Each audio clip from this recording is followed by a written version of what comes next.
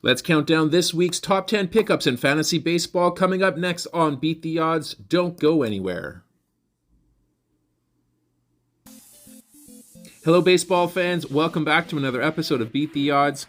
We're going to be counting down the top 10 pickups for this week in fantasy baseball. We're also going to be providing these top 10 lists all season long, so if that's your speed, show me some love and like the video, subscribe to the channel, and hit that notification bell so that way you don't miss a single episode. This list is constructed with a couple of details in mind. The first is I will have a player from each position each week, and I'll add an extra starting pitcher and relief pitcher to give two for each. And I will post players that are readily available in sports leagues here. Traditionally, about 60% ownership is the cap for me. I'll go that high or less. Let's jump right in at number 10. We have the outfielder Joey Gallo, Minnesota, 11% owned. Batting 7th here this past weekend, 3 for 10, 3 runs, 2 home runs, 4 runs batted in.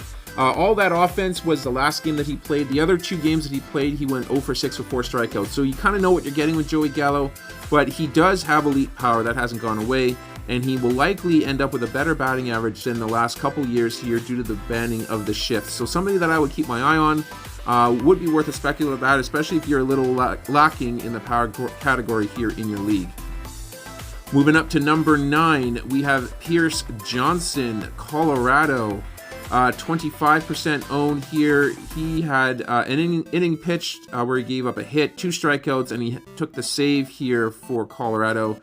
Daniel Bard is out. Johnson's going to get first crack here at closing duties for the time being. Of course, he's going to need a couple more efforts like this for me to feel good about adding him, being a Colorado pitcher and all. But certainly worth a look right now, especially if you're needing some saves here early on in the season. Coming in at number 8, we're going to go to Baltimore. Shortstop Jorge Mateo, 39% owned.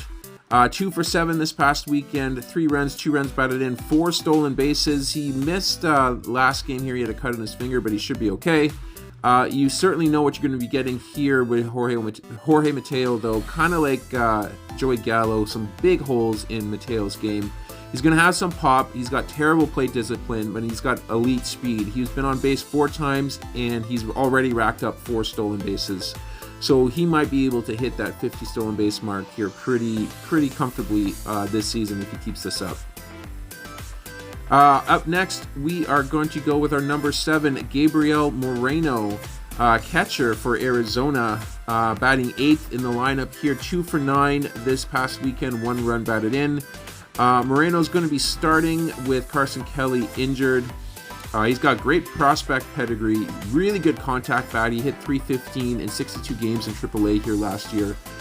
You can certainly do worse at the catcher position. If you need a second catcher in your league, this is somebody I would certainly target. Or if you aren't really happy with your catcher that you got here this season, this would be somebody that I would consider picking up there as well. Coming in at number 6, we are going to go to San Diego. A little bit cheating on this one here. He's listed as a relief pitcher, but he's going to be starting this year. Seth Lugo, 7 innings pitched in his game, 4 hits, 1 earned run, 7 strikeouts, a win versus Colorado. He's likely going to have innings capped this year if he is going to be pitching out of the rotation. His previous career high in innings pitch is 102, so I don't see him passing that by a large margin here. That being said, when he is on the mound, though, he is a dominant pitcher, and he's pitching for a dominant team. So great for fantasy pundits there. And that relief pitcher tag there, it certainly is going to help out with some flexibility there for your team.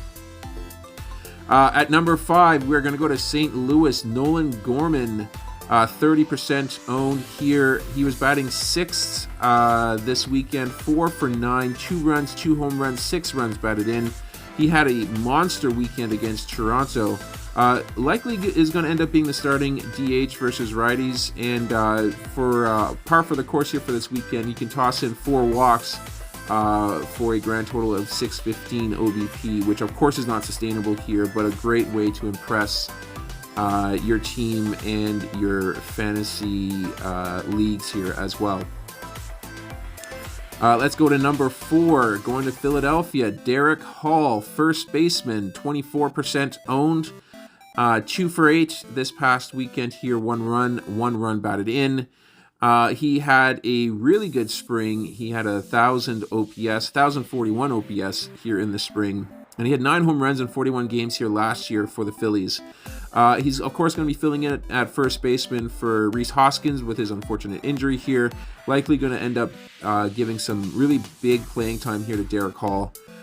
Certainly worth the pickup if you see him on your leagues here. Don't be scared by the 24% ownership tag. That will go up significantly here over the next couple of weeks.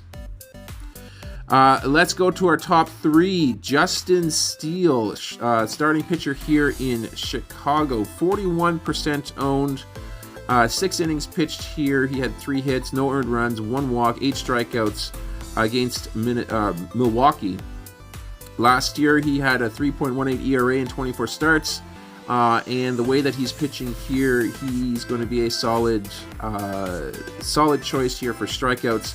He could emerge as the top starting pitcher in Chicago for the Cubs, I should say, by the year end.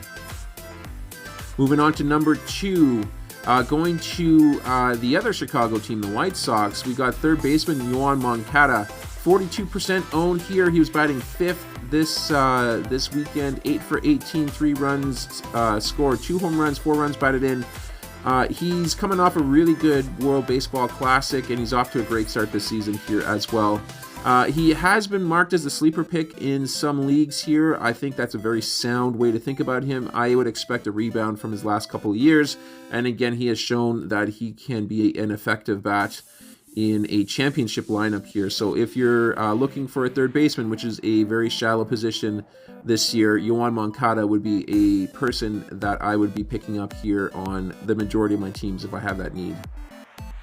And then last but not least, we are going to go to Dodgerland. Starting pitcher Noah Syndergaard, 52% owned here. 6 innings pitched, 4 hits, 1 earned run, no walks, and 6 strikeouts. Pitching against Arizona here this weekend. His fastball average is, of course, no longer going to be 100 miles an hour.